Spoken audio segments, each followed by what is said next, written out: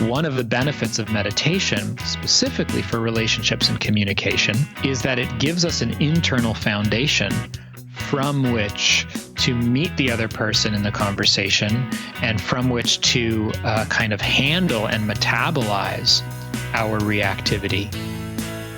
This is Running for Real, the podcast for runners who know that for every runner's high, there are just as many lows. All those just missed PRs, easy runs that feel hard, injury blues, and more. Each week, we'll talk to running, health, and wellness experts about their highs, lows, and best advice to build our confidence. Running for Real is about being honest, being brave, and most of all, not feeling alone. And now here's our host, Tina Muir. Hello, my friends. Welcome to episode 220 of the Running for Real podcast. Thank you for joining me today. I am so happy that you are here. And do we ever need this episode today? I recorded this about a month ago, but I knew we would need it. I just had the sense that this was going to be a really tough time, as did many, and I felt we were going to need this episode. So I'm excited to tell you a bit more about that in just a second. But firstly, I just want to say that this is an unprecedented time.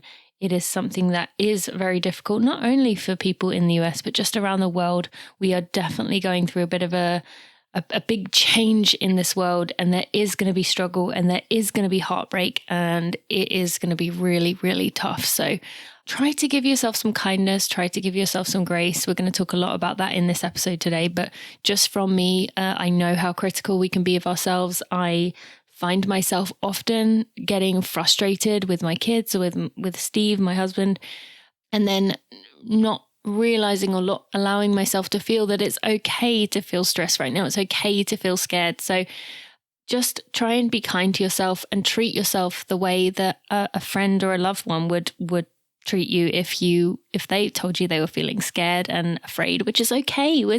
How could we not be feeling that way? So before I get to that, I just want to remind you that last week we had Rich Roll on the podcast, which was a huge win for me. He was one of my biggest guests. I was really nervous, but it was a fantastic interview with him. And I really loved hearing how many of you enjoyed that one. So if you haven't listened to Rich Roll, be sure to go check that one out.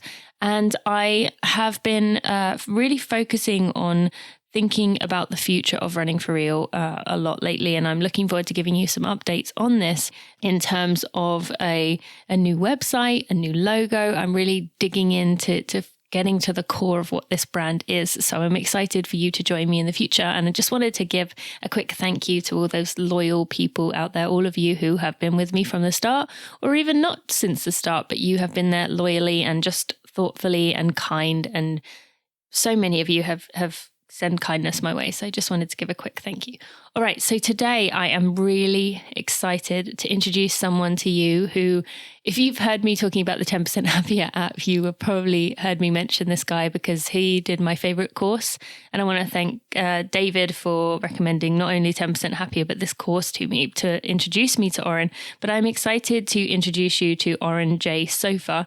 And he has just this absolute calming presence that will put you at ease despite what is going on, no matter how stressful things get.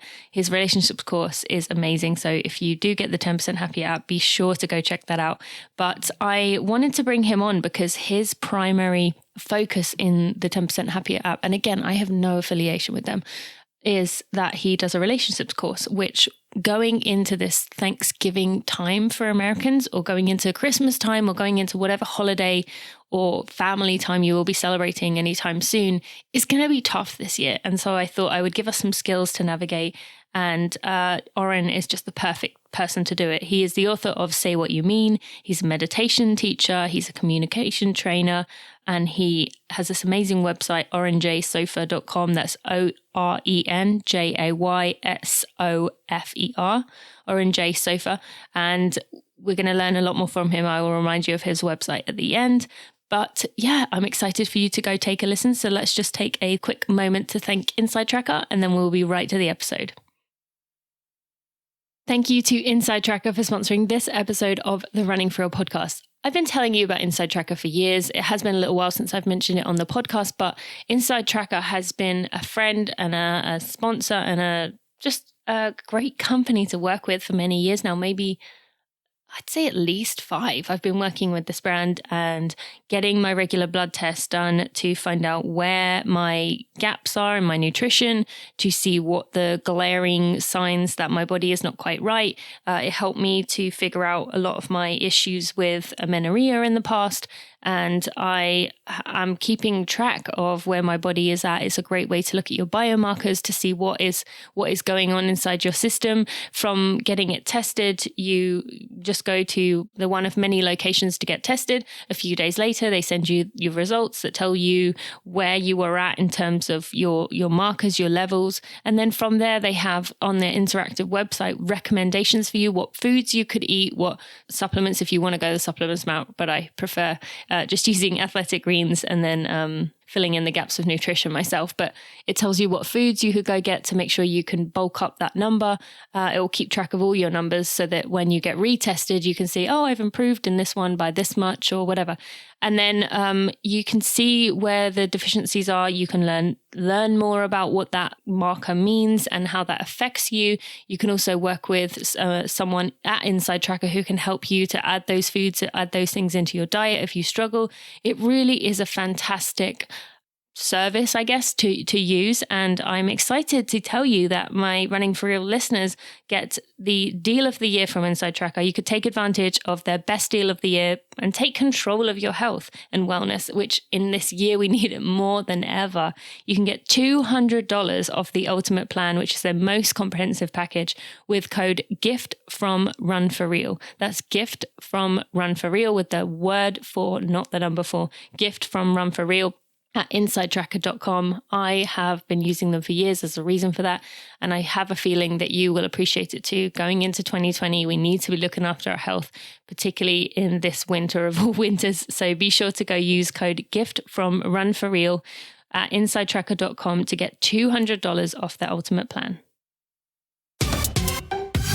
Oren, I am so excited to have you here talking to me right now. I am just thrilled that my community is going to get to know you better, and hopefully more people will download the app. Although I think you've been on multiple apps, but I've been loving 10% Happier. I've been telling people about it. I'm not affiliated with them in any way, but I'm so thankful you're here. So thank you. Absolutely. Yeah. Looking forward to our conversation. Yeah, it's great. And actually on that note, so I did say, are you do you do courses on multiple meditation apps? You know, I primarily work with 10% Happier. I do have some content on 1 or 2 other apps. But in terms of ongoing relationships, they're the app that I've built the strongest relationship with, primarily because I know the folks who run it, and I trust their heart. They're really trying to do something in the world that's helping people, and I feel honored to be a part of that. Yeah, I mean, there's something very different about that app. We're going to talk about this a few times in the episode, but I've been one of those people who's been trying to meditate for at least 5 years, if not longer. And I've tried all the different apps, and I would do it for a month, and then I'd start slipping, and then suddenly it was and then it was just gone. But 10% is the only one that's actually kept me in it. They've really done something magical there. And actually the friend of mine, David, who recommended your course, the relationships course, was the one that told me to do 10%, because he said it teaches you how to meditate rather than you just being a user of meditation where you never really learn. So, yeah, there's something special about that app. And again, I have no affiliation with them whatsoever. But I do, just to be okay, clear. well, that's fine. I mean, I'd rather you get some, feedback or something. So, but you really have changed me with this relationships course. Now, I wanted this episode to be a bit of a feel-good episode. I've been covering a lot of heavier topics on this podcast, and at the time this is going to come out, we don't know, but everyone I think suspects that it's going to be a bit of a rough time in the US. Now, I myself have seen some pretty incredible changes in my mindset and my mental state through meditation, and I'm hoping this episode is going to either kick people over the edge to give it a try, to give themselves compassion if they've tried and quote unquote failed, even though we're going to go over what that actually means in this episode. And then also to look at the relationships that we have, because there's going to be a lot of strained relationships over the coming months. So I hope we can kind of give people a place to come back to and think about what they want to get, or not so much what they want to get, but how they want their relationships to be despite what's going on around them. Yeah. So for most people listening, this might be the first time they've ever thought about meditation. They may have dabbled in it, done a few days of it, fallen off. But for someone who has never meditated a day in their life, and what they're envisioning is some wise old man sitting on the beach for 3 hours not moving, what would you like to tell them, to pitch to them that meditation is for everyone? Yeah, well, good question. I guess it depends on what you mean by meditation. And I might even question the assumption that meditation is for everyone, because maybe it isn't. And so let's say, what is meditation, right? So it depends on how you define it. So meditation, there are many different kinds of meditation, but meditation is a form of mental training. So you're in the running community, and you speak a lot about physical training and conditioning the body. So meditation is a range of techniques that are about understanding the mind and developing certain skills. It's a skills training for the mind. And when I say mind, it's much more than the thinking mind. It's really the heart, also the heart and the mind. And it's worth noting that most of the meditative traditions that have become popular in the West today come from Asia. There are forms of meditation from all different cultures and traditions and religions around the world. It's a universal human phenomenon culturally, because we are conscious, aware beings, and we're curious. We want to understand what it is to be alive, to be human, and to make the most of this short time that we have on the planet. So it's natural that humans would develop different ways of altering consciousness, of training the mind and understanding the mind. But in terms of where like mindfulness meditation comes from, or many of the forms of meditation that are taught on apps like 10% Happier, they come from Southeast Asia and South Asia, primarily from the Buddhist tradition, though not exclusively. And in those traditions, the word for mind and heart are the same. So when I say it's a form of mental training, that includes our emotions, our feelings, and as you've noted, like the way we relate to ourselves, to others, and to life. So what I would say is that understanding our mind and developing the skills to live a life that is more ethical, more meaningful, and ultimately more satisfying is for everyone. I want every single human being alive to have a way of doing that. Now, meditation offers one way of doing that I think may speak to many people. But I would imagine there are people who are interested in meaning and transformation and ethics and contribution that find other ways of having those experiences and getting those skills than meditation.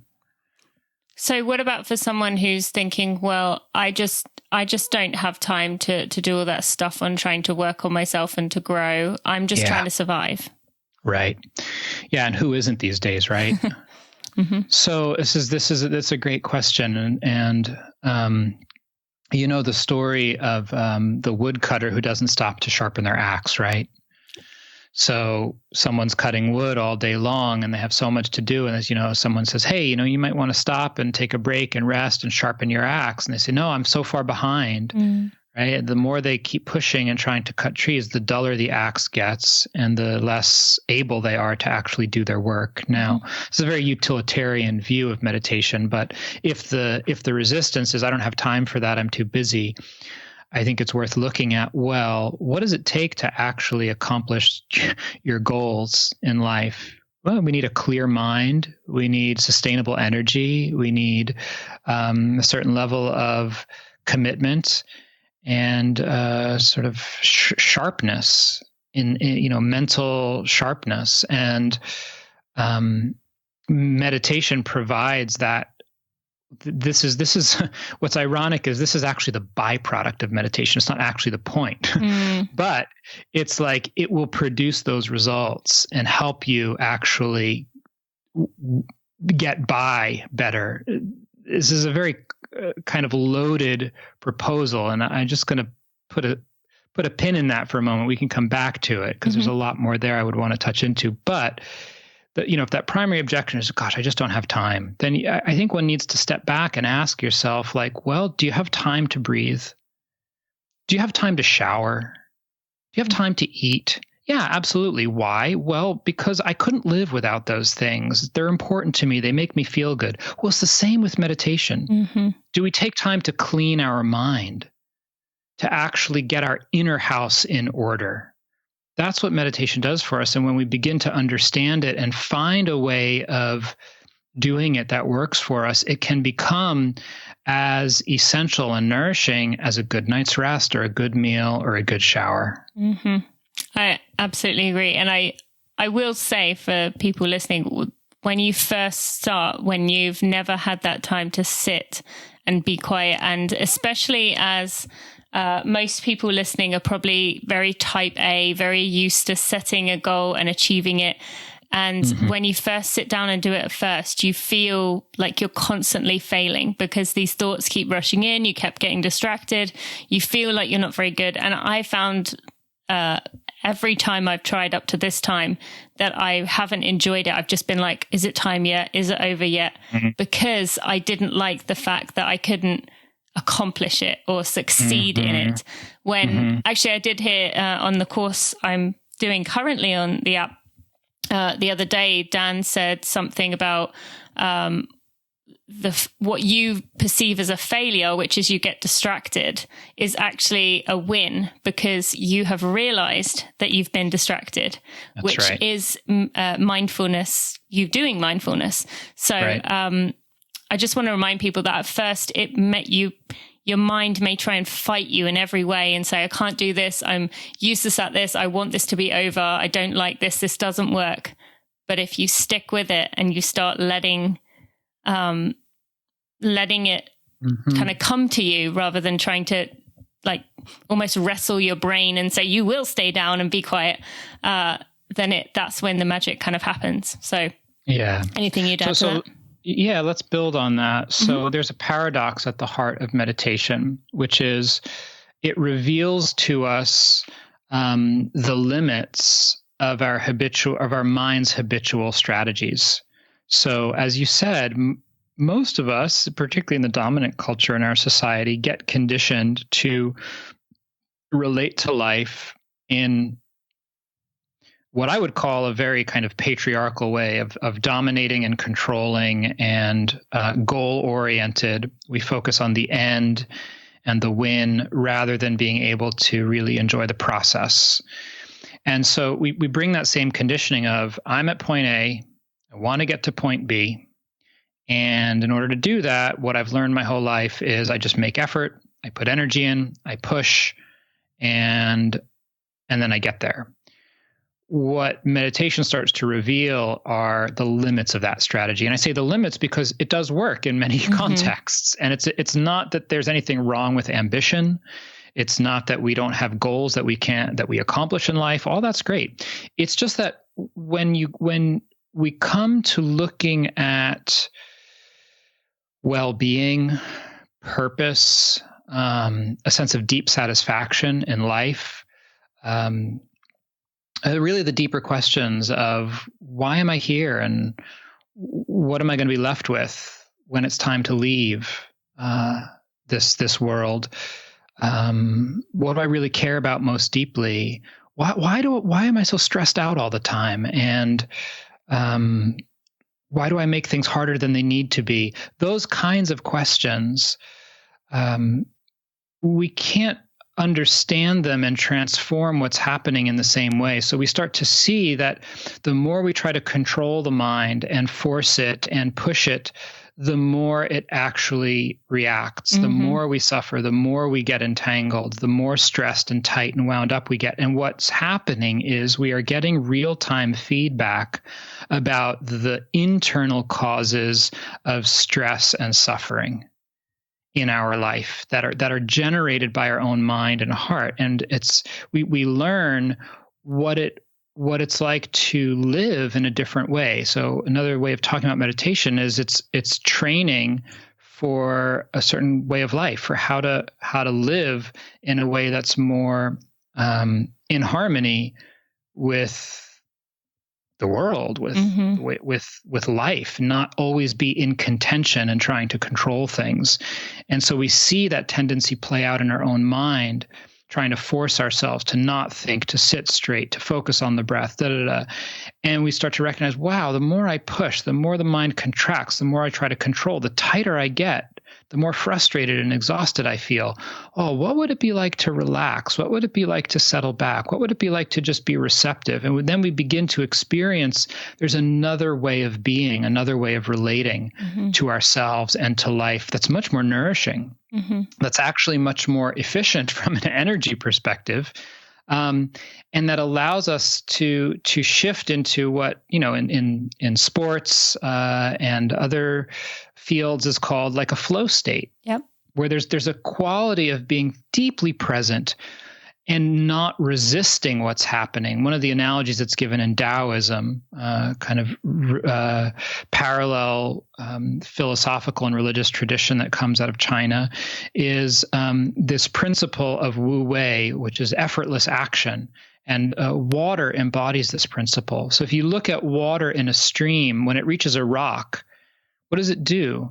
It just flows around the rock in a very effortless way. And it's just so beautiful. It's said, and as it does so, it sings. So that there's this way of moving through the world that when we reach an obstacle, instead of fighting with it, we're able to flow with it, to move around it. And water is one of the most powerful things on the planet because of its flexibility and softness. It can wear away rock over time.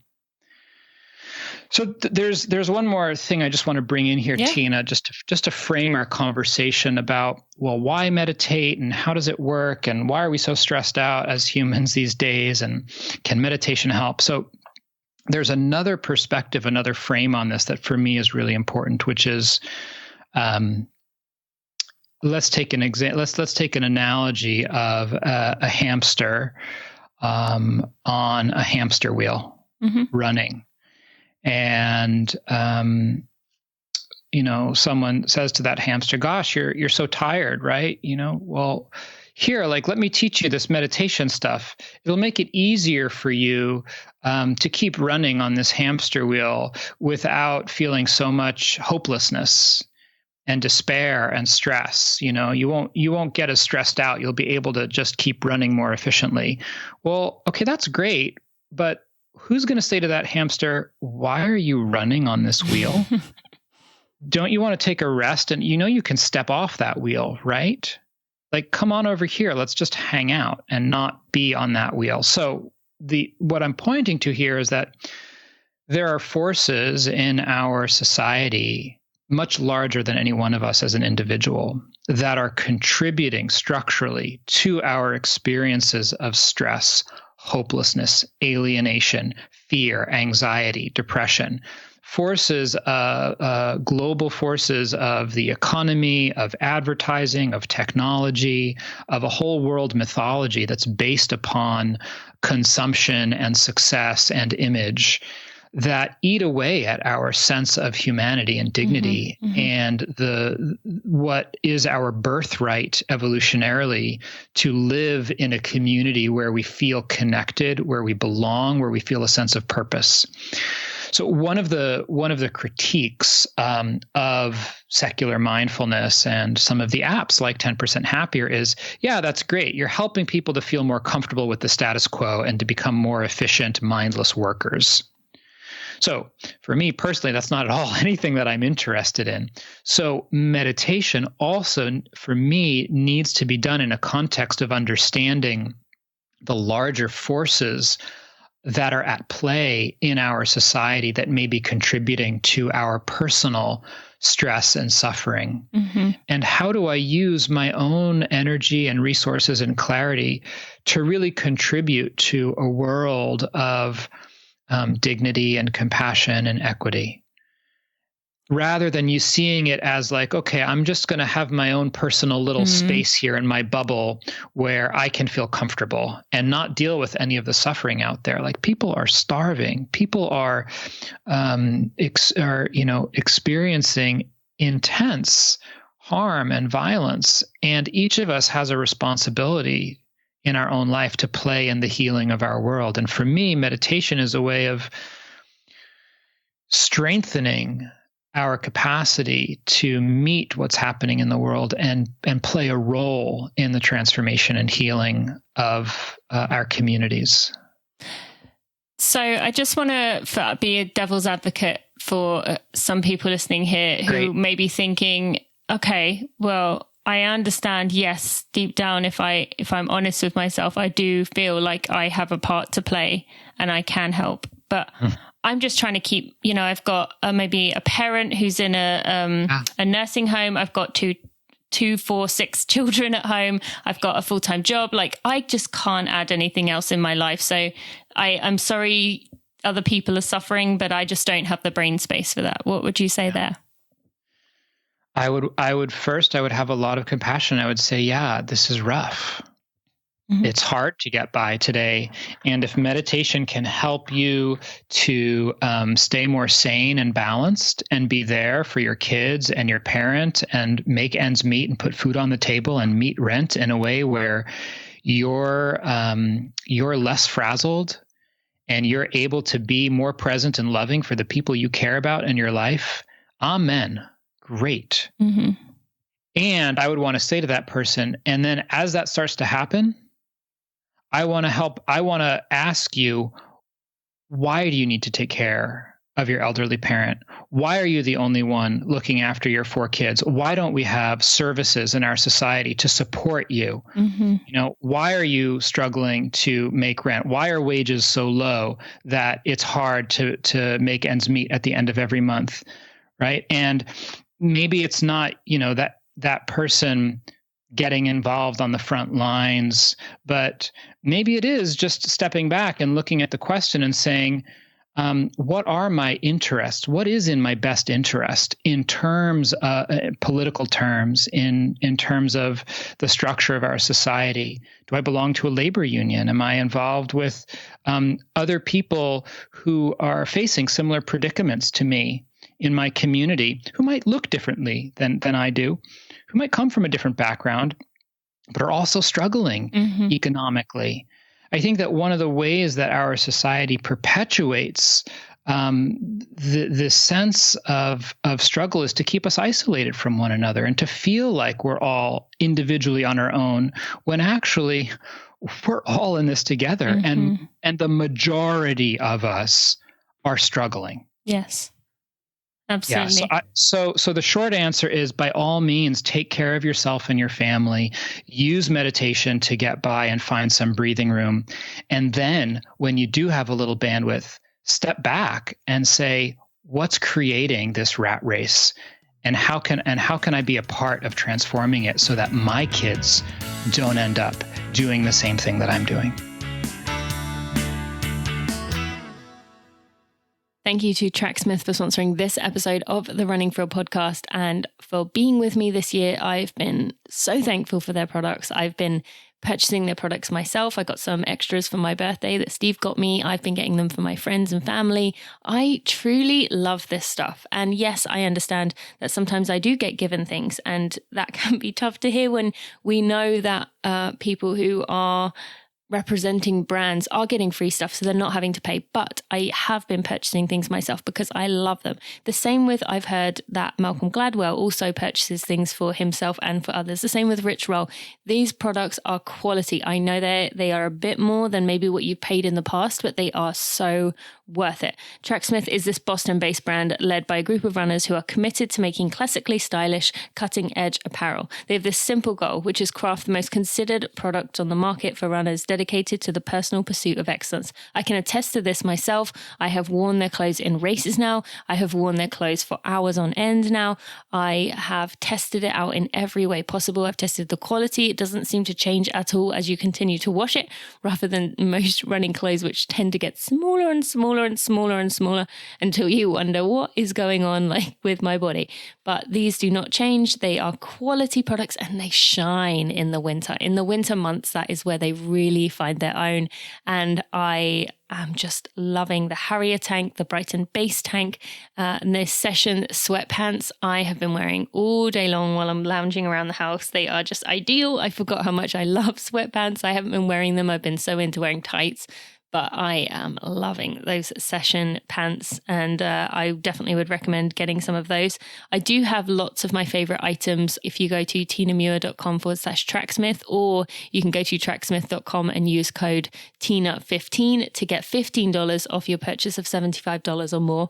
And I just want to highlight one thing quickly, which is that they have this off-road collection, which you've probably seen me using, which is celebrating the world of trail running. So now they realize that trail running also is important to us as runners. And it doesn't have to mean that you're this hardcore 24-hour runner, but you could be someone like me who just heads over there on a weekend or even once every now and again. But I love that they've created these products to help get out in nature and explore as this way to engage with the sport, but also to detach yourself from what's going on. So definitely recommend that off-road collection. So again, you can use code TINA15 for $15 off your purchase of $75 or more. Use meditation to get by and find some breathing room. And then when you do have a little bandwidth, step back and say, what's creating this rat race? And how can I be a part of transforming it so that my kids don't end up doing the same thing that I'm doing? Mm-hmm. Yes. And I think that is definitely something that most people listening would have entertained the idea at some point, at least when it comes to, like you said, the kids people's kids not going through the same thing, because it's never ending, it's relentless, and it's nothing you would wish on someone. And you mentioned there about kind of finding a passion for you that is interesting and that you care about, and kind of your way to contribute here. And things are very, very divided here in the US right now. And even looking at this pandemic, it should have brought everyone together to say, this crazy thing has happened. We're all one country, one world. But instead things have gone even more the other direction and just been even more split than ever before. And then we're told time and time again, don't worry about the things you can't control. And you can meditate to think about these things, or to let go of the thoughts of the things that you can't control. But what is your perspective about communication with others when you said people will come from different backgrounds, but there's it's very difficult to have conversations with pretty much anyone right now because of the tension that is just everywhere. Yeah. What would you say to that? Thank you. Well, I appreciate your naming the part of the reality that we're living in, which is that so much of the norms and frameworks and social agreements around dialogue have broken down, and the leadership in our society, and by that I don't just mean the political leadership, I also mean the media, journalists, to a large degree have played into the problem because it sells. Divisiveness sells, fear sells, anger sells. So the media has inflamed the sense of polarization and difference. So for me, when it comes to that question of how do we communicate across difference, across the growing gulf, whether it's politically, ideologically, racially, I think there are a few questions for me around what conditions are necessary to have a meaningful conversation before even looking at how we communicate. Because I think a lot of what we see is that the conditions actually aren't present to have the conversation. And so, of course, it's not going to be productive. So, online chat rooms, Facebook, these are not places generally to have meaningful conversations. That's not why people come there. People come to those spaces to get on a soapbox. A political rally, rarely, not the place where people are necessarily coming to be exposed to different points of view. So I think it's interesting to sort of step back and say, like, do we have venues? Do we have circumstances set up to where people are actually interested in hearing each other? Because there are people who are interested in doing that, but are we finding each other? And there are some places like, the Intelligence Squared podcast that has debates, or other groups and organizations that are devoted to dialogue. So I think that's one question, is what is the context of that the conversation is happening in? Another question is, what's the purpose? Is there a shared purpose? Is there a reason we're talking with each other? But human beings will find a way to work together when we have a shared need or a shared goal. So if there's a fire and you and I are on different aspects of the political spectrum, and we're both trying to get out, we're going to work together. Yeah. We're going to put our differences aside and figure out how to save each other's lives.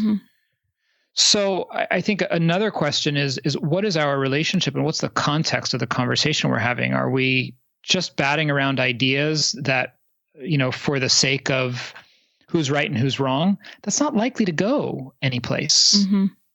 Versus, are we living in the same community and talking about a project or a bill or a proposal that actually has bearing on our lives? So I think the first question is, what are the contexts that we're having this conversation in? Are we setting ourselves up for bringing people together who are actually interested in having a conversation and hearing each other? And two is, what's the purpose? What's the purpose of the conversation? Is that clear? If we have a clear purpose, it's much more likely that we're going to be able to use the conversation for good, to create more understanding. Then I think in the actual conversation, I'm looking at, because I can't control the other person, that's the nature of being human. I'm looking at, what can I do to show up in a way that, one, is within my integrity, and two, that creates the conditions, hopefully, for more mutual respect and understanding. So that means, for me, seeing the person's humanity, even when I disagree with them. Trying to stay connected to a sense of tenderness for this person, that they have hopes and dreams and kids and feelings and parents, just like I do. And therefore, coming from a place of curiosity, care, and respect in the way that I am listening, in the way that I'm responding, and genuinely trying to understand their perspective.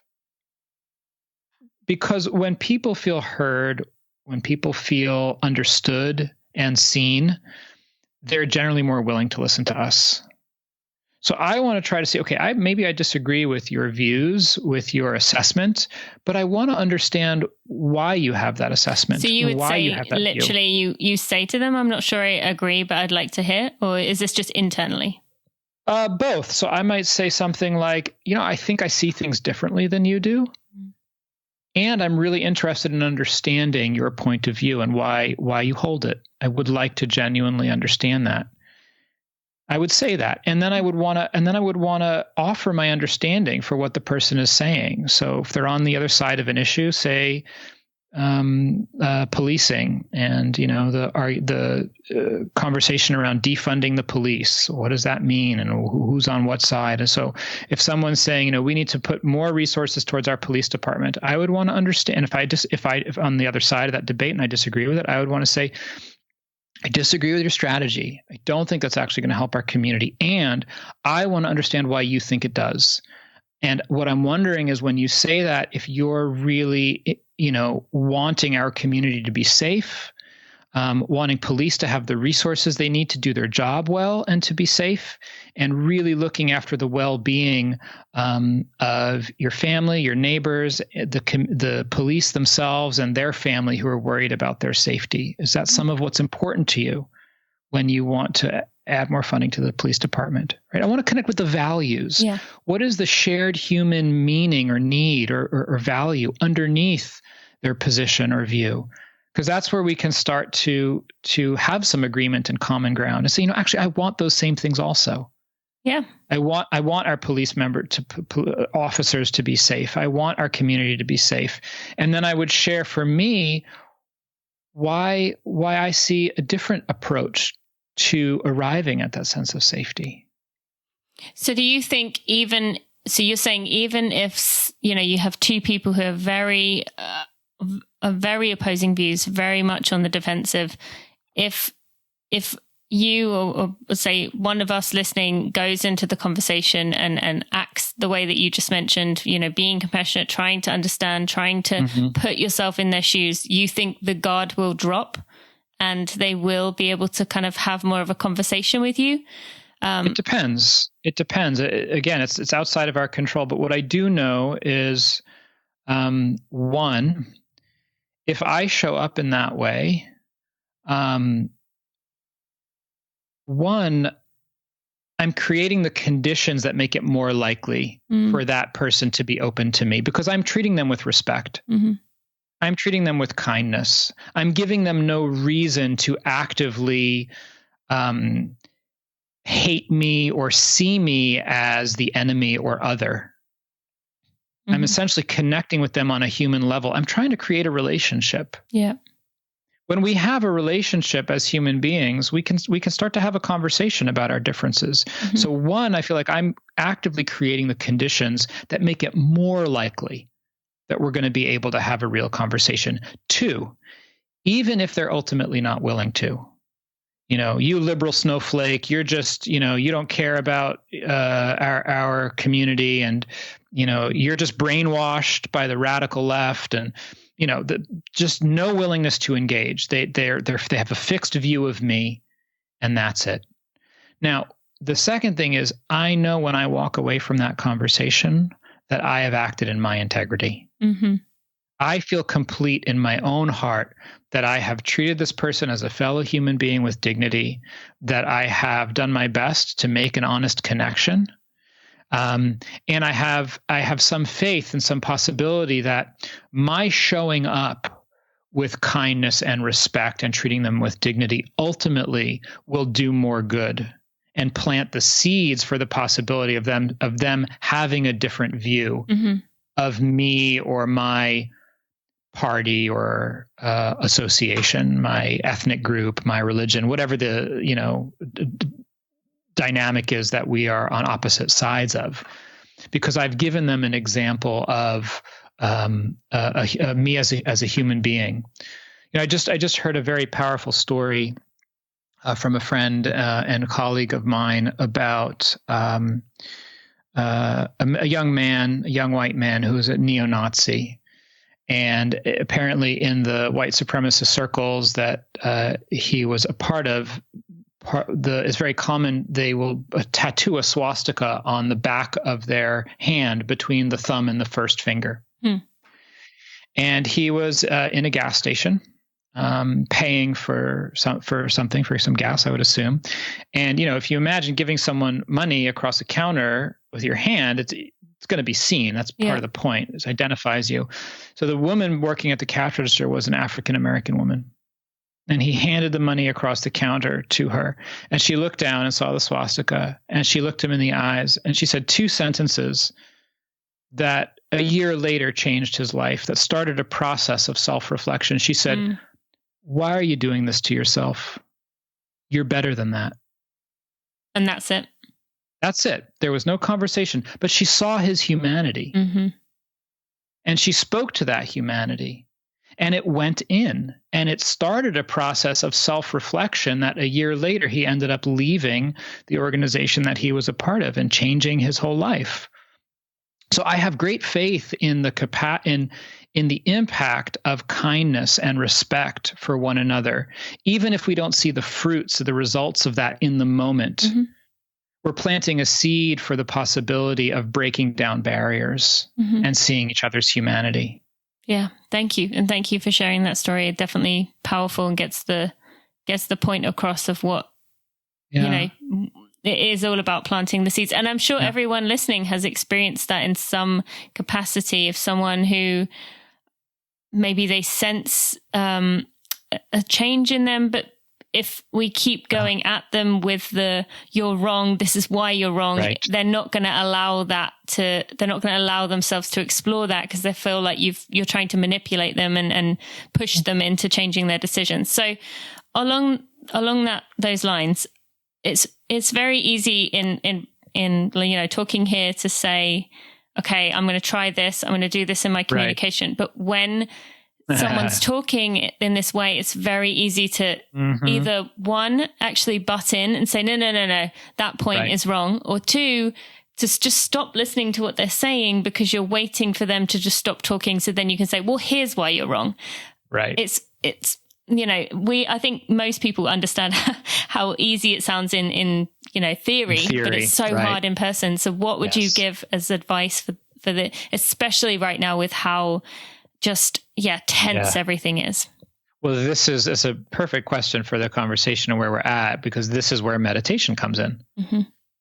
Right? It's like we need some kind of internal resource and stability to handle all of the impulses and reactions and defensiveness and anxiety and restlessness, that defensiveness, aggression that come up.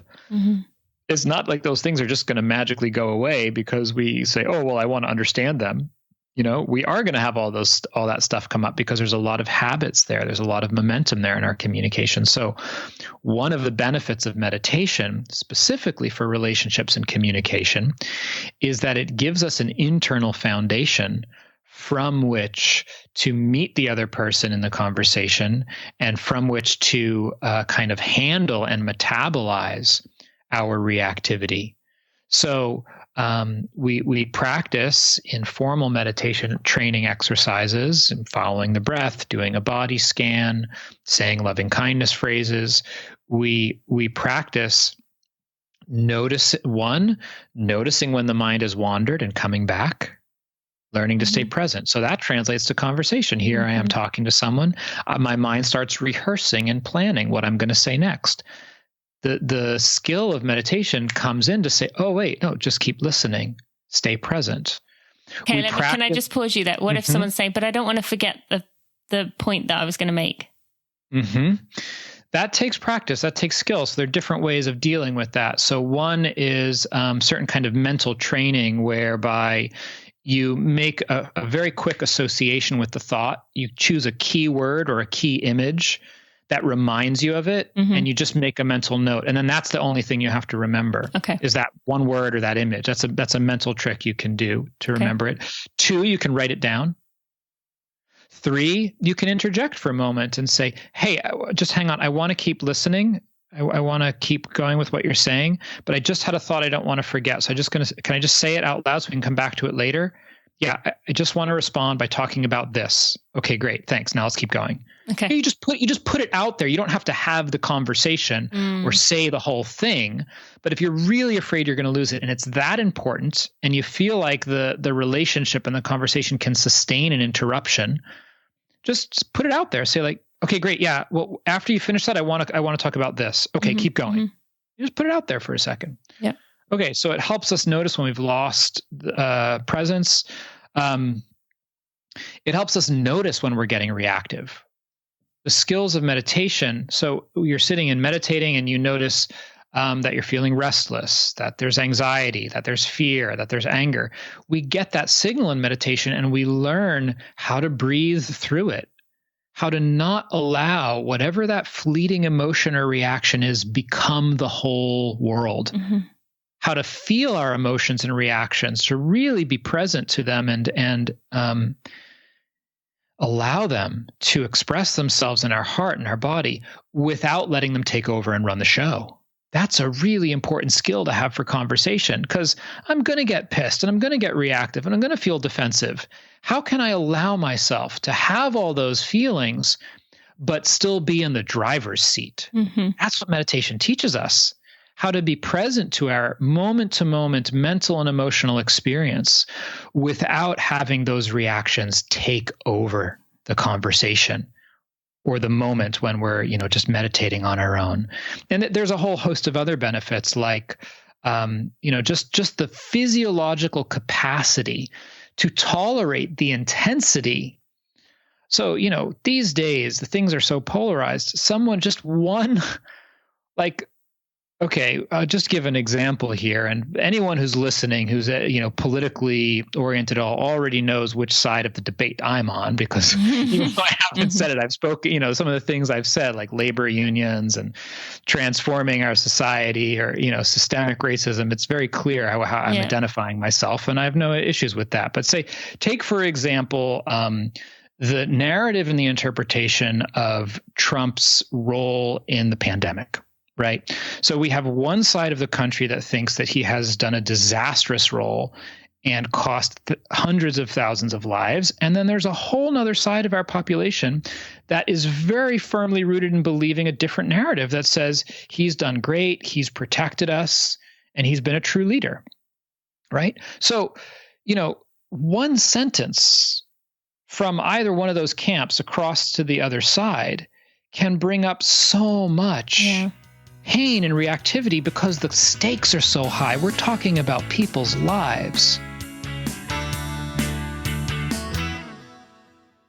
Hi friends, time to tell you about our Black-owned business of the week, and I'm excited to tell you about Tease Creation. That is creation with a K. T is the business of Tymisha, and she is the owner, CEO of Tease Creation, which is spelled TEEKREATION. And this is a crystal-based business, and she first started in December 2019 and has been growing ever since, which is awesome. They have necklaces, bracelets, waist beads, anklets, and everything has a purpose. It's helping people to maintain good energies and protecting just their being, their essence. And I love that she is doing something that we definitely need right now. You can get free shipping if you purchase an order over $45, and she will give you a free gift with that. And there's plenty of good recommendations online, or good reviews online, I should say, of her products and how much people are enjoying them, saying how beautiful this jewelry is. And I really would love if you would check it out, or at least go support Tymisha by going to teasecreation.com. That's teasecreation.com, with T spelled T-E-E and creation spelled with a K. Go to teasecreation.com to check out her shop. Take, for example, the narrative and the interpretation of Trump's role in the pandemic. Right. So we have one side of the country that thinks that he has done a disastrous role and cost hundreds of thousands of lives. And then there's a whole nother side of our population that is very firmly rooted in believing a different narrative that says he's done great, he's protected us, and he's been a true leader. Right. So, one sentence from either one of those camps across to the other side can bring up so much pain and reactivity, because the stakes are so high. We're talking about people's lives. So how do I have a conversation with somebody who sees that very differently from me when they say something that I take to be blatantly false, to be a complete manipulation of reality? And let's be clear, both sides believe the other side is doing that, okay? And not lose my shit, right? It's like that takes a lot of presence, groundedness, and stamina to hear what I interpret as outright lies and manipulation, and to stay grounded and know, like, I disagree with that, and I'm gonna give you your airtime, and then I'm gonna say, I'll tell you why I disagree with that, and I want to understand what's important to you about what you said. Yep. And have you yourself had these conversations and been able to kind of see I guess to have that conversation with a person and to see it kind of in action of where you were able to, give them back what you heard from their conversation and them to say, yeah, that is what I'm saying. Yeah. Yeah. I mean, I have those conversations with one of my family members who has different political views than I do. Most of the people who come to my events tend, unfortunately, and I say unfortunately because I am interested in speaking to a broader audience, but tend to share my political views. Yeah. But when they don't, I have been able to make those connections and have that, have them feel heard, like understood for what's important to them. That's one of the core skills behind the nonviolent communication practice that I'm trained in and teach, is the capacity to hear what matters to someone even when we disagree. Yeah. The capacity to build connection without needing to agree, because I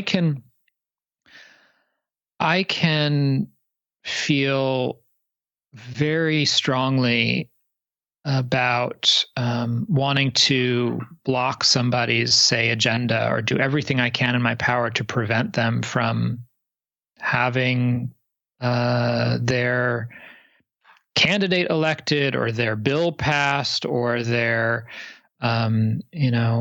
strategy implemented, and still feel a sense of tenderness towards the person. I mean, this is at the core of all world religions, is the sense of love thy neighbor. Doesn't mean we have to like them. Doesn't mean we have to agree with them. But how do we love each other? How do we come from a place of shared humanity and forgiveness in our hearts?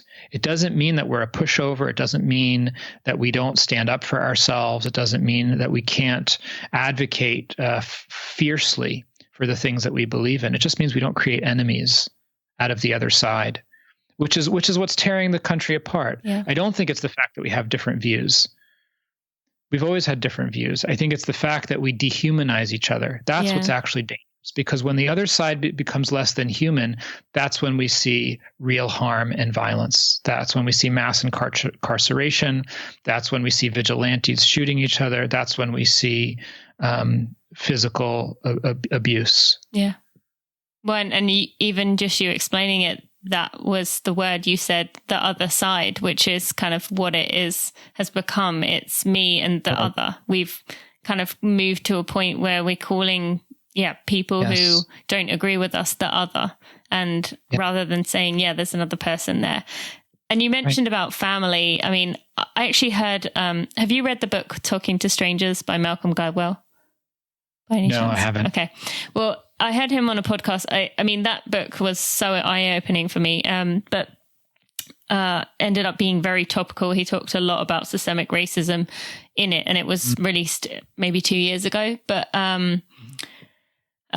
in it, recently I heard him on a podcast, and he said about how it's actually strangers we are terrible at communicating with, but our family is easier because we understand and know each other. But in my experience, family is actually the toughest one to have a conversation with, because there's so much history. You're already very on edge for the things they do that you struggle with. Yes. So give advice to us for, I'm sure everyone listening has a family member who doesn't even have to be political, who disagrees with them or pushes their buttons somehow. What would you say that to help with that? Well, first of all, I mean, I just have so much compassion for all of us trying to get along with our family members, because I agree with you, Tina, and that's been my experience, is that family knows how to push our buttons the most because they installed them. They know how to get us going from 0 to 60 like that. So there's a lot on this. I mean, one, I think you've got to pick and choose your battles. It's important to know. If I have a family member who I'm going to see, who I know gets me going, I want to be really clear going into that situation about what's my intention. Where do I want to come from? What am I focusing on? Am I trying to be patient? What's my purpose here? And where do I draw the line? What am I going to let slide? And where am I going to actually take a stand? So that I think that's helpful, having those kind of clarity around parameters going into conversations. I think it's helpful to make agreements, particularly if we know there are issues that really get us activated or that tend to devolve into arguments or fights that are not productive, to make agreements, to say like, listen, I know we have different political views or we have different views on this issue. I would love for us to focus on catching up and enjoying each other's company tonight and avoid conversation about that topic. Mm-hmm. Are you down with that? Can we make that agreement? And if we want to have a conversation about that topic, let's find another time to do that, where that's the purpose, and we can make some agreements about how we're going to have the conversation. Because I think often what happens is that these conversations hijack family events. Yes. It's not like we've come to the table saying, let's talk about reproductive rights or let's talk about gun control, right? It's like we're sitting around Thanksgiving and all of a sudden, we're in a raging debate about reproductive rights in the Supreme Court. It's like, wait a minute, we were, this is why we got together. So having those agreements and setting those limits, I think, can be really helpful. Those are, I think, the two main things: is know what your intentions are and what your limits are, and try to make agreements about where you're going to go in the conversation. Because I think that provides some rails and some boundaries. Otherwise, I think it's useful to have some canned phrases memorized before a family event or before seeing a family member. So what I mean by a canned phrase is something that can neutralize the conversation, because it's really hard to come up with those graceful exits in the moment. Yeah. But if you plan for them beforehand, if you know that uncle is going to say something racist, or that your, mother-in-law is going to say something that triggers you, or that, pushes your buttons around an issue, come prepared. Think about what you can say that has integrity, treats the other person with respect, and gracefully changes the subject, or, gracefully sets a limit and moves on. Like, for example, I think we have different views on that. And I've expressed in the past that it's really painful and upsetting for me when you say things like that. I'd love to put that aside and move on in the conversation. Tell me how work is going. You acknowledge what just happened. You're not brushing it under the table. You're not being complicit, but you're setting a limit. And you're saying, can we focus somewhere else? Let's not have that conversation right now, in a really clear and firm way. Yes. Thank you so much. That's so helpful. And the practicing and thinking ahead of time is actually something I have used in the past. And being in America when I have no idea when I'm going to see my family again has actually given me a really good time to actually practice these skills. Because sometimes conversations may come up in text messages. And before, I would just fire back a response. Whereas now I've had the time to be like, okay, let's step back here. And it's given me time to practice my responses rather than just being in the moment where it's immediate. And I can see it visibly with the difference. So thank you. I definitely think that's something that can help most people, thinking about, because that is the thing with family. We know how that certain things always come up, or certain, situations go down. So having some responses ready is going to help you kind of, step out of that moment and, acknowledge it, but move on as well. Yeah. So thank you. So looking into the future right now, thinking about this time in a month when this is going to come out, what would you have any advice for people? You've done a lot of work for, like you've already mentioned, about nonviolent communication. What would be your best advice for people to treat themselves, to treat those around you? You've already given some things, but just expecting that things are going to be pretty tough right now. What would be your final kind of parting advice? Yeah, thanks, Tina. So a few things. One is stay connected to other people. I think it's really important as we go through these times of social upheaval to not isolate. And particularly with the pandemic, that's harder. So I think there's a lot of resilience that we naturally draw from relationships as human beings because we're social creatures. Yeah. So I think it's important to stay connected to people that we feel close to, with whom we find support, nourishment, encouragement. And so make an effort to do that rather than to isolate. That's one. Two, I would say, take care of yourself in very basic ways. Any kind of goal in human life, anything we're looking at facing, whether it's a diagnosis, a professional goal, a relationship transition, a political movement, anything we care about, we need a solid and healthy physiological and emotional foundation to accomplish it. So, get enough rest, eat well, exercise, all of the things we know that help keep us healthy mentally and physically. Yeah. Really, really important in times like this. Can I just pause you with that you said about rest? What if someone's having trouble sleeping and they want the rest, but I'm sure, I don't know if you've ever had I went through insomnia for many years, but the more you try, the less it happens. So just that part. So there's sleep and there's rest. So sleep is one form of rest that we need. Shameless plug for the app. There is, guided relaxation for sleep on the 10% Happier app that a lot of people benefit from. I know I've used guided audio for sleep when I've had insomnia. It's been very helpful. But even when we have insomnia, we can still rest. There are things we can do during the day that are restful. Listen to music, lying on the couch with your eyes closed. Take a walk that is at a pace that feels really soothing, if you have access to the outdoors or to fresh air, rather than I know you come from a running community, so it's great to exercise and push yourself and get a good run in. That's one form of health and well-being. It's also nice to just sit on a park bench and look at the trees. So there are ways that we can disengage and unwind that are restful. So leave the phone at home is what you're saying with that part. Yeah, leave the phone at home. I would add to these things that I'm saying, stay connected, take care of your body, limit your news intake. Limit your news intake. We need to stay engaged, but it's addictive.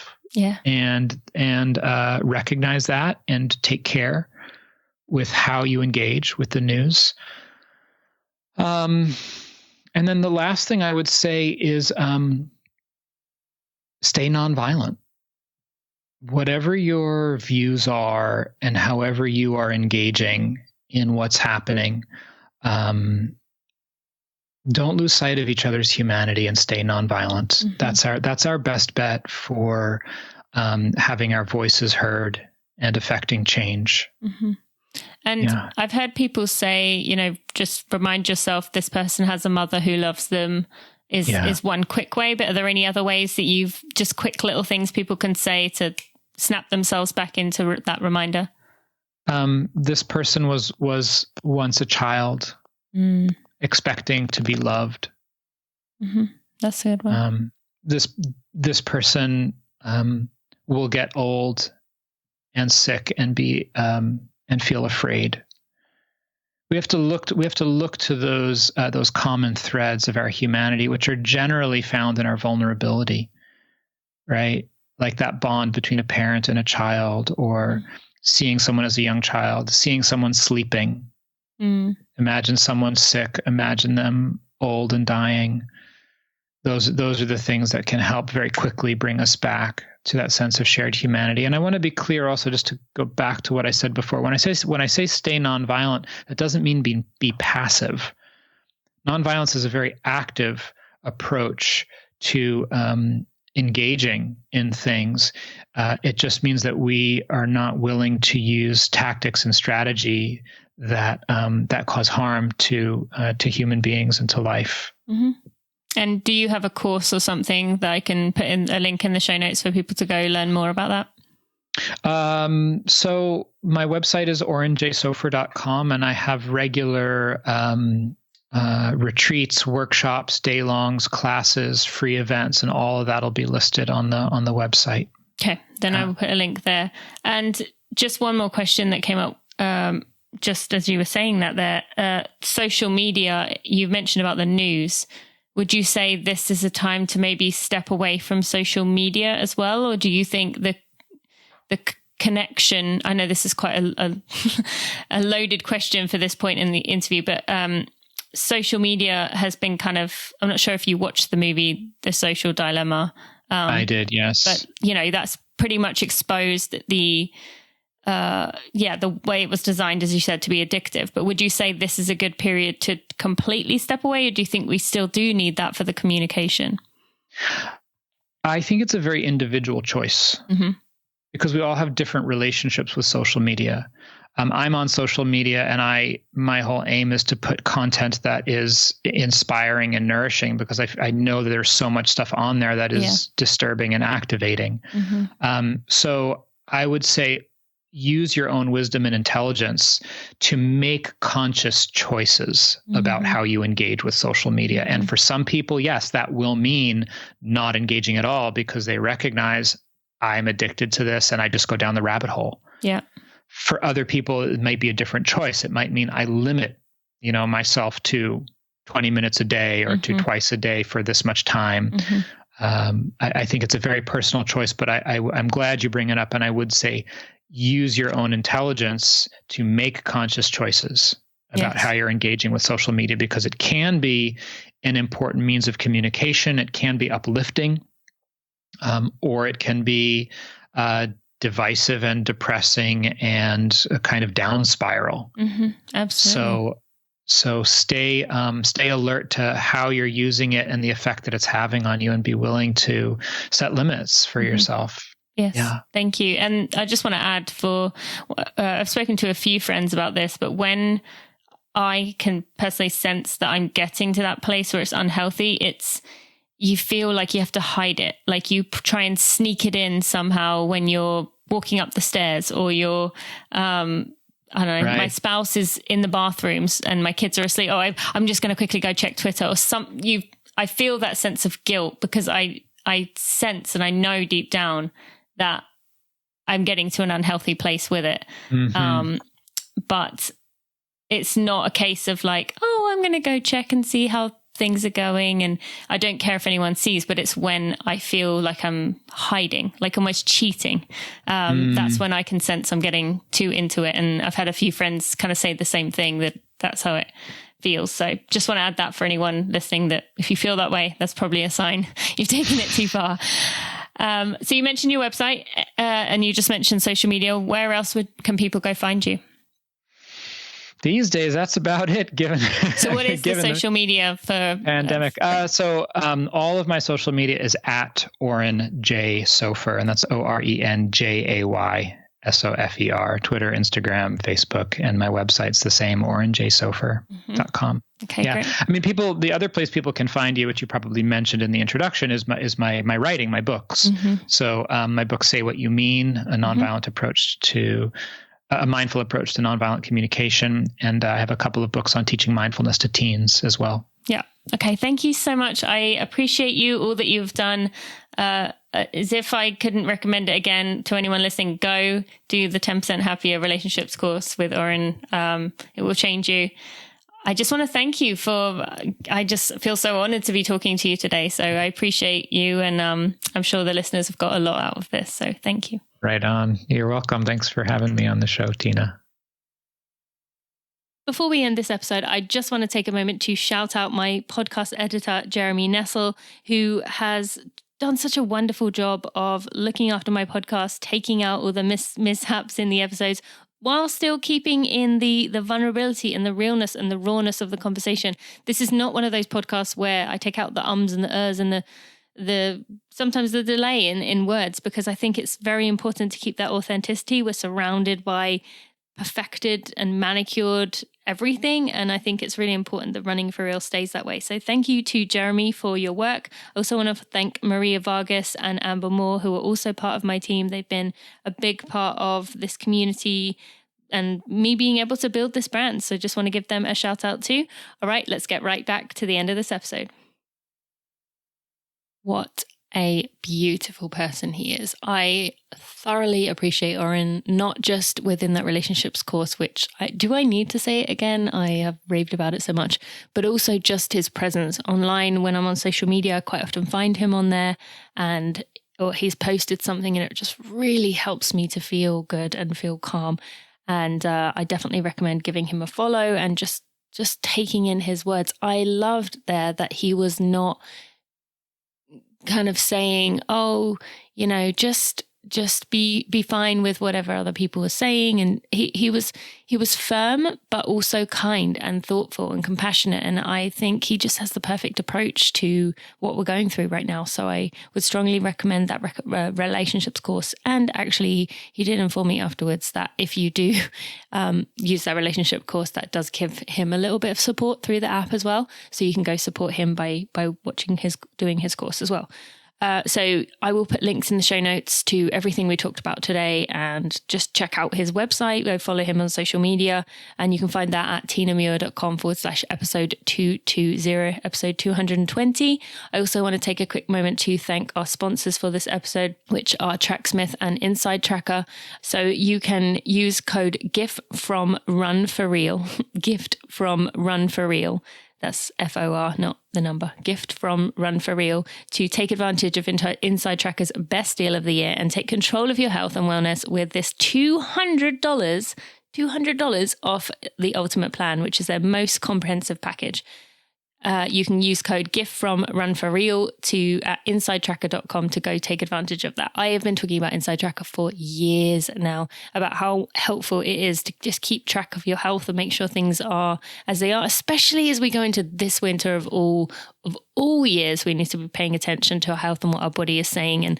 And with the stress that we're going through, we're not the best at listening to the little signs that our body is giving us. So if you want to go use Inside Tracker, I strongly recommend it. You can use code GIFT from Run for Real with the word for, not the number for, the word for, not the number for. And I am excited. Next week, I will be introducing you to Daryl Murphy. We also have a bonus episode coming this Monday with Jacob Pusey, who is the brother of Tommy Rivers. He's also an ultra elite athlete and has another really kind, compassionate person. I've really tried to select extra guests right now to really help us deal with the mental health stuff that's going on right now. So go subscribe if you have not already, and let's go talk to Jacob on Monday. Thank you so much for listening. I'll see you then. Thanks for listening to the Running for Real podcast. Be sure to check out tinamuir.com for show notes and even more helpful running information.